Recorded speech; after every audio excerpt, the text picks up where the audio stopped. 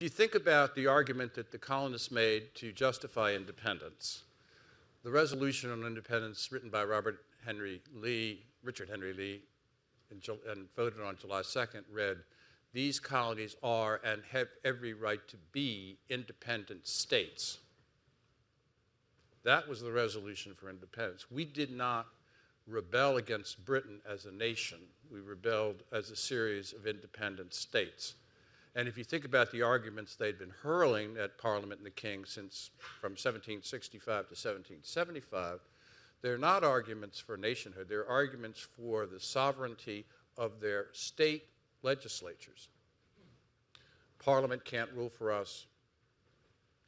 Our state legislatures are the sovereign units. So that the most famous speech in American history has a mistake in the first clause. 77 years ago, our fathers brought forth on this continent a new nation. No, they didn't. But as you put it in the book, that wasn't a mistake. That was a purposeful propagandizing years later, right? I don't want to begrudge Lincoln for revising history, since it's the only way in 1863 he can justify the Civil War. Because if he's wrong, and unfortunately he is wrong,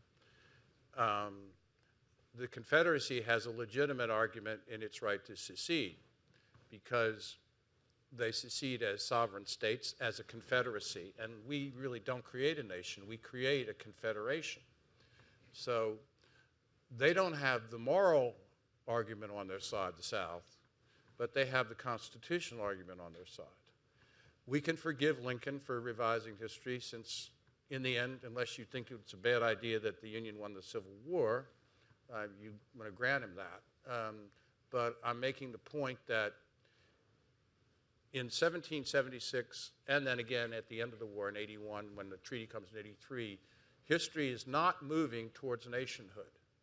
All the forces are centrifugal rather than centripetal.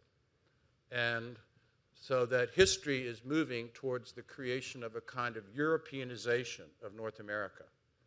America is about to become some version of the EU.